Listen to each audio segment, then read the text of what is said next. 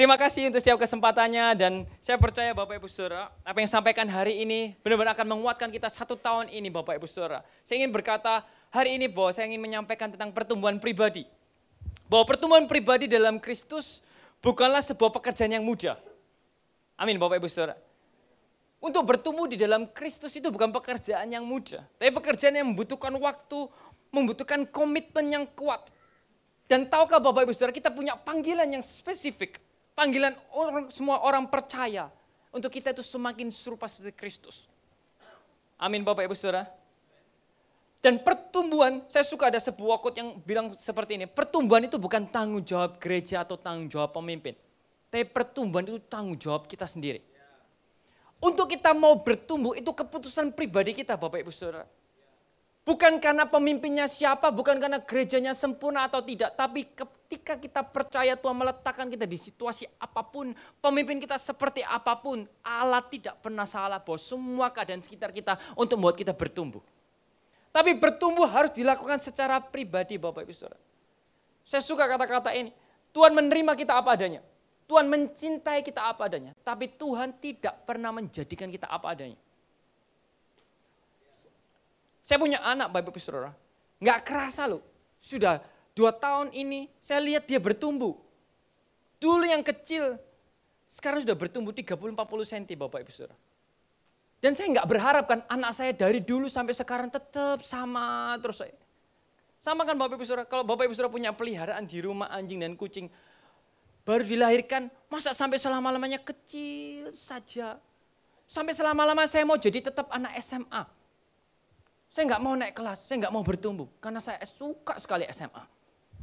Saya nggak mau nih jadi orang dewasa. Kenapa? Saya suka jadi anak-anak. Loh ada loh Bapak Ibu Saudara, orang-orang yang bertambah tua tapi tidak bertambah dewasa.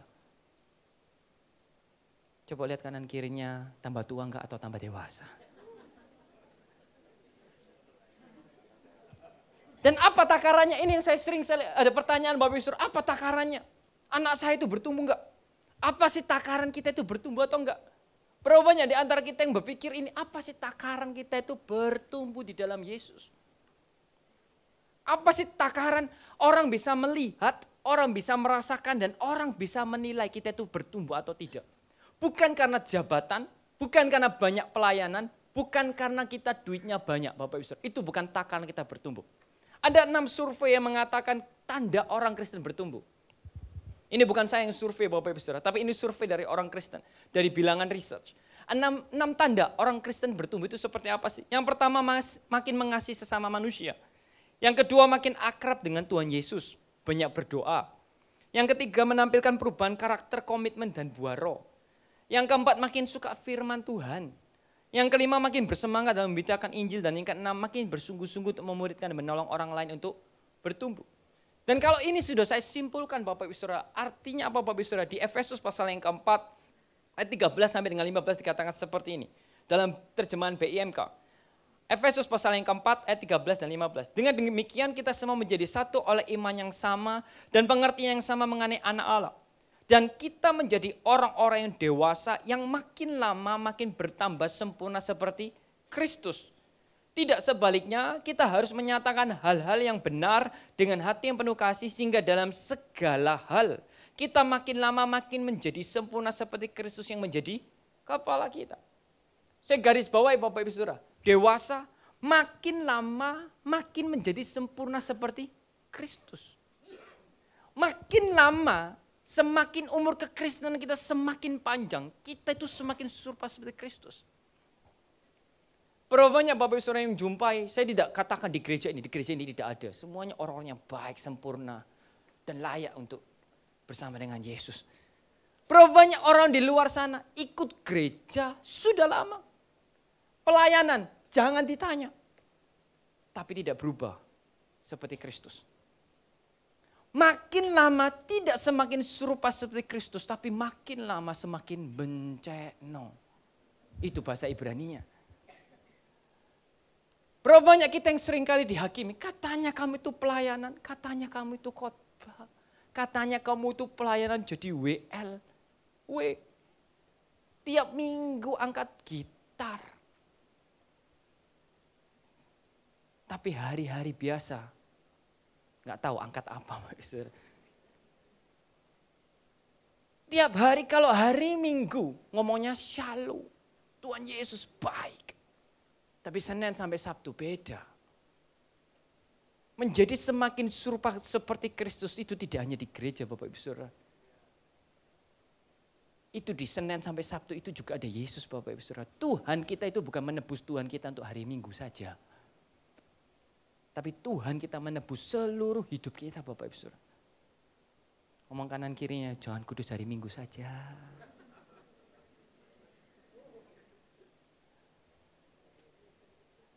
Sehingga kita bisa mengerti pertumbuhan datang dari mana dan apa takarannya. Coba kita bandingkan Bapak Ibu Saudara. Hari kemarin saya dengan hari ini, apakah saya bertambah serupa seperti Kristus? Atau kita sama saja? Coba Bapak Ibu Saudara bandingkan. Tahun lalu, apa yang menjadi kekurangan kita, apa yang menjadi kelemahan dalam karakter kita. Coba bandingkan dengan hari ini, apakah saya semakin berubah? Karena lama berkhotbah, lama di gereja, lama kita jadi CGL, lama kita jadi coach, jabatan kita banyak. Itu hanya karunia yang datangnya dari Tuhan. Perubahan itu keputusan pribadi kita. Marilah kita canangkan lebih daripada diet kita tahun ini. Target. Mari kita canangkan di tahun ini Bapak Ibu, kita sepakat bahwa di tahun ini aku semakin serupa seperti Kristus. Supaya keluargaku, orang di sekitarku, semua orang yang melihat aku bisa melihat perubahan Kristus dalam kehidupan kita. Saya tuh sering bingung Bapak Ibu Saudara. Alkitab ngomongkan, pergaulan yang baik merusak kebiasaan yang buruk. Yang jadi masalah ketika kita datang ke gereja, setiap hari kita itu bergaul dengan siapa, kok kenapa kita nggak berubah? Kebalik ya? Awal tahun baru, ngetes Bapak Ibu Saudara. Halo, setiap hari kalau kita bergaul dengan Yesus, artinya kita berubah kan? Tapi berapa banyak orang Kristen yang hanya melakukan ritual agamawi tapi nggak berubah. Tapi nggak ada di sini Bapak Ibu, semuanya berubah semakin serupa seperti Kristus. Haleluya.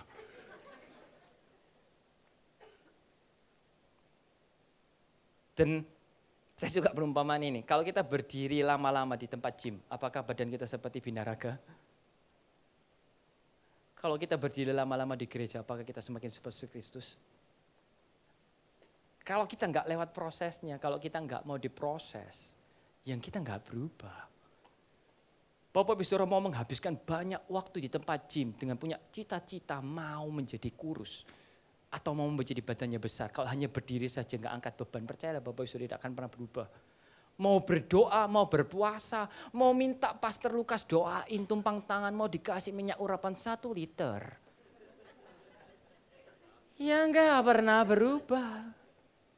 Mau dipuasai 1 gereja juga tidak pernah berubah. Amin. Marilah kita orang-orang lama yang di gereja, biar semua orang melihat kita makin lama di gereja, kita makin dewasa dan makin serupa seperti Kristus. Amin. Dan coba Bapak Ibu Saudara lihat, apakah orang ini bertumbuh atau tidak. Kita buka di Yunus pasal yang ketiga ayat 1 sampai dengan 2. Yunus pasal yang ketiga ayat 1 sampai dengan 2. Saya suka ini Bapak Ibu Saudara. Datanglah firman Tuhan kepada Yunus untuk kedua kalinya. Katakan bersama saya, kedua kalinya. Demikian, bangunlah pergilah ke Niniwe, kota yang besar itu, dan sampaikanlah kepadanya seruan yang kufirmankan kepadamu. Saya suka ini. 2 kali Bapak Ibu Saudara. Artinya yang pertama Yunus sudah enggak taat. Tahu enggak Bapak Ibu Saudara? Ini nabi loh. Nabi bisa mendengar suara Tuhan, tapi juga enggak bisa taat. Ini nabi yang peka, nabi yang melayani Tuhan. Jabatan tidak selalu menentukan apakah kita itu bisa taat atau tidak. Mendengar suara Tuhan tidak selalu menentukan kita itu taat atau tidak Bapak Ibu Saudara. Mendengar itu baik, tapi kalau kita enggak taat, kita kekurangan. Dan Alkitab ngomong dengan jelas, kedua kalinya. Ini yang saya suka Bapak Ibu Saudara, sebelum saya bahas Yunus. Bapa yang baik itu selalu memberikan kesempatan kepada kita berkali-kali untuk kita itu berubah. Tahu enggak Bapa yang baik itu memberikan kita kesempatan di tahun lalu itu berapa kali kita itu berubah. Dan di tahun ini pun juga sama Bapak Ibu Saudara. Kalau hidup kita mau semakin naik, artinya kita bukan hanya mendengar, tapi kita mau melakukan apa yang kita dengar. Karena hanya mendengar tidak akan pernah bisa mengubah kita. Melakukan apa yang kita dengar, itu yang mengubah kita. Berapa banyak Bapak Ibu Saudara yang tahu bagaimana cara diet? Bagaimana cara diet yang efektif? Luar biasa, 1 bulan kelihatan dampaknya. Dengar saja, tapi nggak melakukan. Ya sama saja. Berapanya Bapak Saudara yang saya ini ingin berubah. Saya ingin mendengar, konseling sama Pastor Lukas, sama Ibu Gembala. 24 jam. Gantian 12 dan 12 jam. Supaya Jaden dan Samantha ada orang tuanya. Mendengar saja tapi nggak melakukan apa yang dinasihat. Percuma Bapak Saudara. Dan ini dilakukan oleh Yunus. Tapi saya sangat cinta Bapak kita Bapak Saudara. Sekalipun Yunus tidak sempurna, Bapak tidak pernah mengganti. Dan ini berita baiknya Bapak Saudara. Tuhan tidak hanya peduli terhadap jiwa-jiwa yang akan diselamatkan, tapi Tuhan juga peduli terhadap pelayan-pelayannya. Tuhan tidak hanya peduli terhadap Niniwe, tapi Tuhan juga memproses kita semuanya. Saya percaya bahwa kita akan dipakai untuk memenangkan jiwa-jiwa. Tapi Tuhan bukan hanya peduli terhadap jiwa-jiwa, tapi terhadap orang-orang yang sudah ada. Tuhan juga peduli dan mengasihi kita. Yang percaya bahwa kita dikasih Yesus, katakan amin. Dan Tuhan selalu memberikan kita kesempatan untuk kita berubah. Masalahnya apa yang dinantikan Yunus untuk dia harus berubah? Kenapa kok Tuhan harus datang kedua kali memberikan firman? Kenapa kok Yunus enggak taat Bapak Saudara? Saya sudah cari tafsiran buku semuanya. Akarnya hanya satu Bapak Saudara. Dia benci terhadap Niniwe. Bayangkan loh. Sudah nabi bisa mendengar suara Tuhan. Tapi masih tetap benci. Apakah dia bertumbuh Bapak Saudara? Lah nabi saja bisa benci apalagi kita. Apa kabarnya kita? Nabi saja bisa benci 1 kota loh Bapak Saudara. Ini bencinya bukan 1 orang loh, 1 kota. Karena 1 kota ini tidak layak diselamatkan, karena 1 kota ini sudah membunuh nenek moyangnya dan melakukan nenek moyang dengan kejam. Dan dia benci sekali, makanya dia nggak mau pergi ke sana. Bayangkan loh Bapak Saudara. Nabi yang besar, punya panggilan yang besar, bisa punya karakter dia benci. Apa kabarnya kita Bapak Saudara? Apa kabarnya Stephen Ngui? Apa kabarnya kita semuanya? Coba tanya kanan kirinya, apa kabarnya Bapak Ibu Saudara? Kebencian membuat Yunus menolak untuk dipakai Tuhan. Memang Bapak Ibu Saudara susah untuk membagikan kasih kepada orang yang kita benci. Sepakat? Tapi bukankah itu semakin membuat kita semakin serupa seperti Kristus? Halo? Dan Tuhan tidak pernah salah pilih orang, Tuhan tidak pernah salah menempatkan kita di posisi sekarang ini. Yunus tidak pernah salah untuk dipanggil Allah datang ke kota Niniwe. Kenapa kok ada banyak nabi dan Yunus yang dipilih? Bapak Saudara pernah membayangkan enggak? Kenapa kok ada banyak nabi Yunus yang dipilih? Karena Tuhan ingin memproses Yunus terhadap Niniwe supaya dia berubah semakin serupa seperti Kristus. Karena dia ingin hatinya, cintanya benar-benar sama seperti Kristus. Bukan kebetulan Bapak Saudara, Anda di tahun lalu ketemu dengan orang-orang yang jahat. Bukan kebetulan selalu akan ada orang-orang yang mencekno dalam hidup kita Bapak Saudara. Yang percaya katakan amin. Yang tahun lalu mengalami orang-orang yang mencekno, orang-orang yang benar memproses kita sampai kita marah, pahit. Katakan amin. Gak ada, cuma saya saja. Atau disenggol suami istrinya, ini orang yang mencekno kah? Ini yang tiap hari memproses saya. Setahun lalu benar-benar saya mengalami itu Bapak Ibu Saudara. Suatu saat saya naik mobil di daerah depannya Rungkut Bapak Ibu Saudara. Saya naik mobil. Jalannya sempit, 2 mobil saja. Kanan saya pelan, kiri saya mau balap tapi nggak bisa karena sempit. Saya menanti 2 mobil. Di belakang saya ada preman 2 orang Bapak Ibu Saudara. Naik sepeda motor. Tidak pakai helm, sudah tampangnya preman, saya percaya itu. Saya nggak menghakimi loh. Saya yang percaya itu preman. Nggak pakai helm, tatoan, dan celana pendek, sudah gayanya aneh-aneh. Kemudian setelah itu saya balap, berhasil. Dia balap saya naik sepeda motor, dia marah. Dia kata-katai saya, kamu bodoh. Saya nyetir, istri saya lihat istri saya Bapak Ibu Saudara. Saya ngomong saya itu emosi. Kenapa saya nggak salah? Dalam pikiran saya Bapak Ibu Saudara, saya pingin tancap gas. Saya pingin itu tabrak premannya. Prak. Sudah, viral urusan belakang. Temukan pendeta gereja Mawar Sharon menabrak dan dihakimi massa. Mobilnya dihancurkan. Dan saya tertunduk lesu ini, maaf, kilaf. Saya marah sekali. Saya ingin itu tubruk. Yang kedua, saya bayangkan andai bapak saya itu presiden. Saya cari orang itu, saya ketemu, saya pukuli. Minta maaf apa enggak kamu? Yang ketiga, andai papa saya itu panglima. Atau jenderal. Supaya apa? Gampang. Tinggal tak panggil, tak pukuli. Kapok. Saya marahin. Yang keempat, Tuhan mengingatkan saya Bapak Saudara. Lah bapakmu siapa?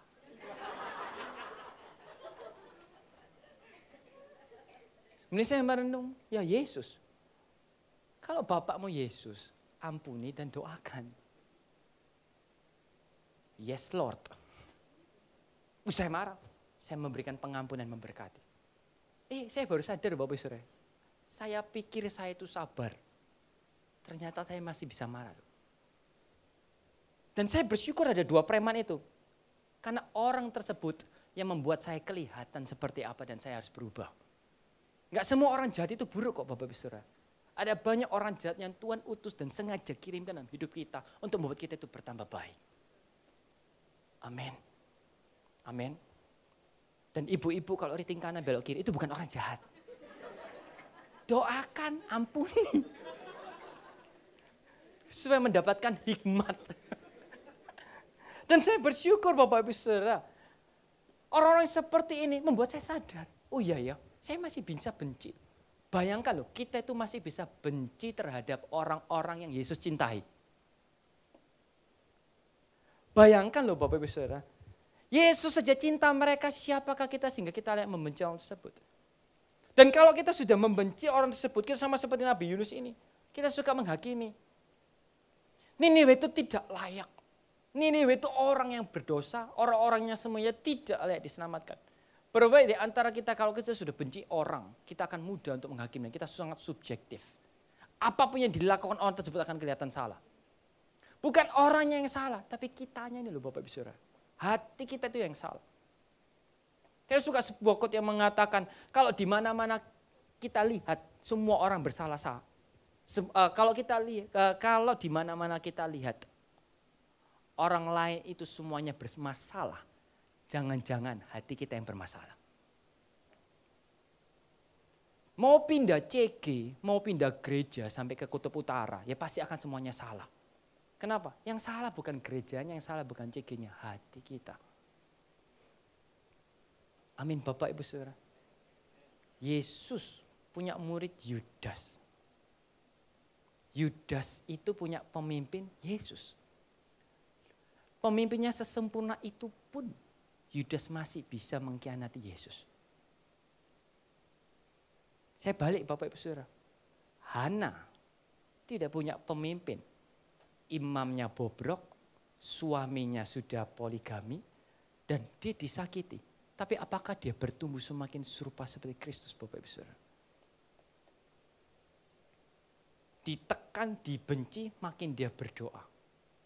Karena saya percaya pemimpin yang sempurna tidak mendatangkan pertumbuhan kalau kita tidak memutuskan secara pribadi. Amin Bapak Ibu Saudara. Ngomong kanan kirinya, jangan cari pemimpin yang sempurna. Lihat kanan kirinya, jangan cari gereja yang sempurna. Lebih baik jadi orang yang sempurna terlebih dahulu supaya kita mengasihi pemimpin kita yang gak sempurna. Asik gak sih? Saya suka sebuah quote, tapi ini untuk jodoh Bapak Ibu Saudara. Jangan menunggu orang-orang yang sempurna, tapi jadilah yang sempurna terlebih dahulu. Supaya orang yang menunggu Anda itu benar-benar bahagia. Sama kalau kalian diceki di gereja Bapak Ibu Saudara, jangan menuntut gereja ini sempurna. Tapi jadilah orang yang sempurna supaya gereja ini kelihatan lebih baik. Amin. Gereja ini dulu sempurna, tapi ketika ada kita, gereja ini gak sempurna lagi. Amin.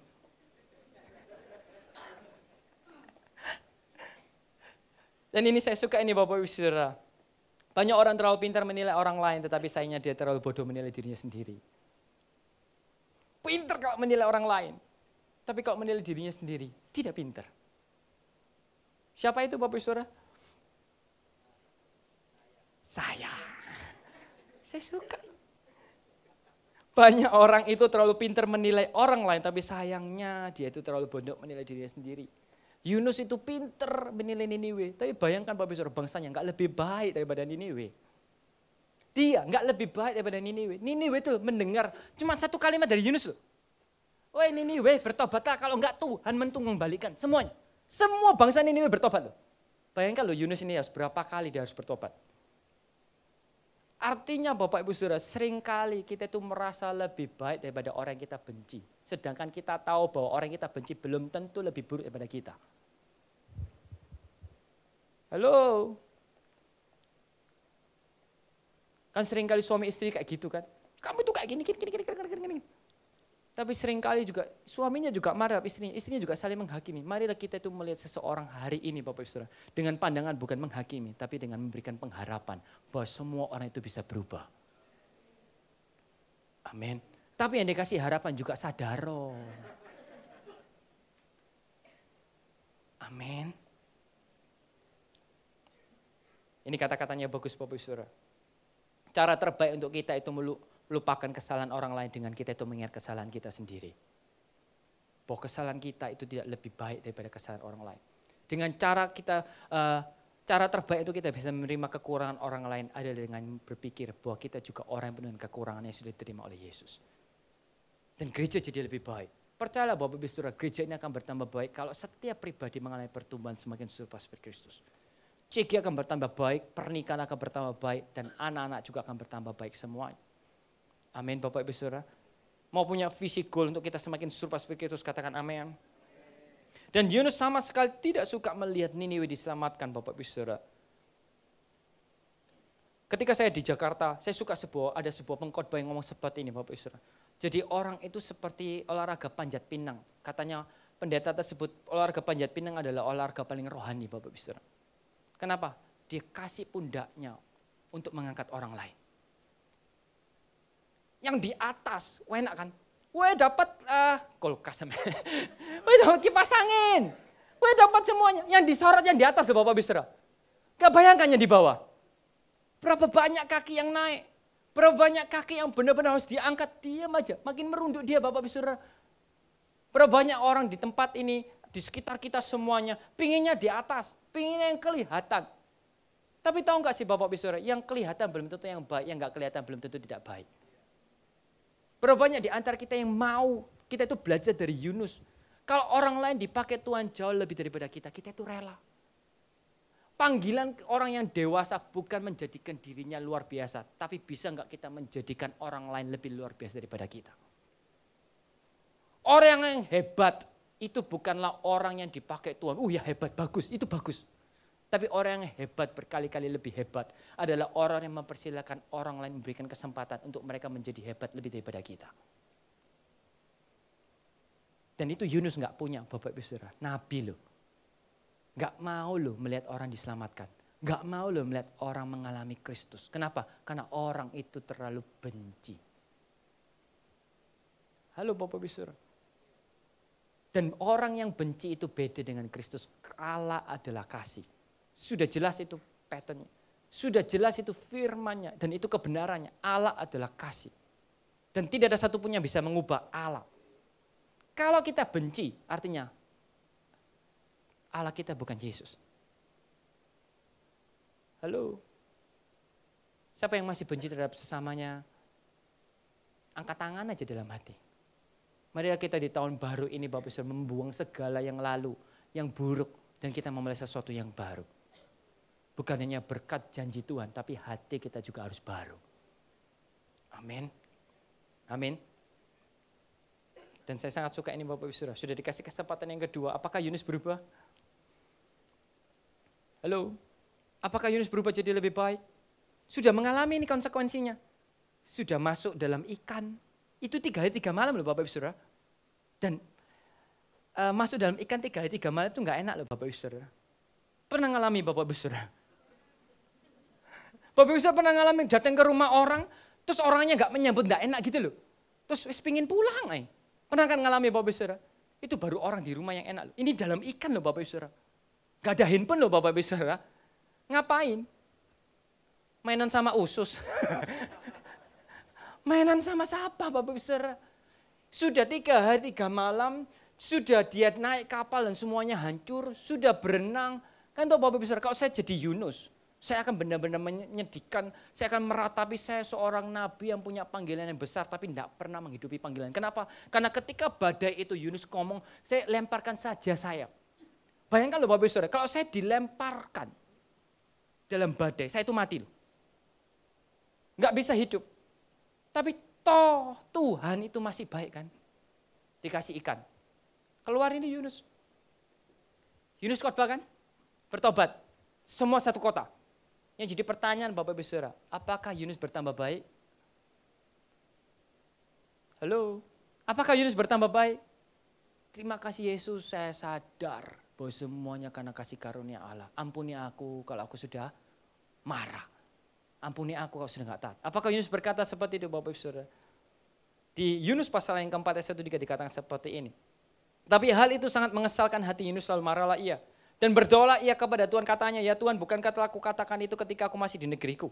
Itulah sebabnya maka aku dahulu melarikan diri ke Tarsis, sebab aku tahu bahwa engkaulah Allah yang pengasih dan penyayang, yang panjang sabar dan berlimpah kasih setia, serta yang menyesal karena malapetaka yang hendak didatangkannya. Jadi sekarang ya Tuhan, cabutlah kiranya nyawaku, karena lebih baik aku mati daripada hidup.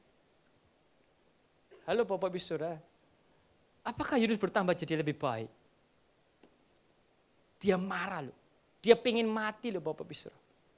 Saya suka ini Bapak Ibu Saudara. Dalam penderitaan ataupun di dalam revival, dalam kebangunan rohani, kalau kita tidak mau berubah, tetap tidak akan pernah bisa berubah.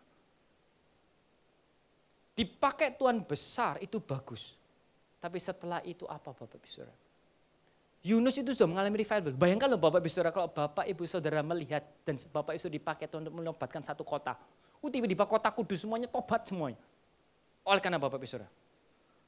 Bapak Ibu Saudara akan merasa, wow luar biasa saya sudah dipakai Tuhan. Ampuni aku Tuhan ya. Harusnya kan seperti itu kan.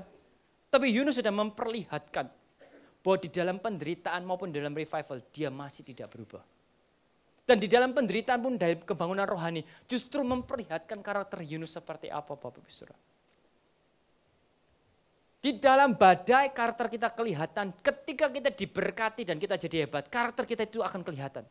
Justru bersyukurlah kalau Tuhan izinkan kita berada dalam badai atau mengalami kebangunan rohani. Supaya apa sih? Supaya kita itu semakin serupa seperti Kristus. Itu loh goalnya Bapak Ibu Saudara.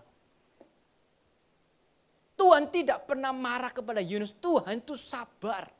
Tuhan kasih penderitaan, Tuhan kasih kebangunan rohani. Hanya cuma satu, supaya karakter yang buruk itu keluar dan Yunus berubah menjadi semakin lebih baik.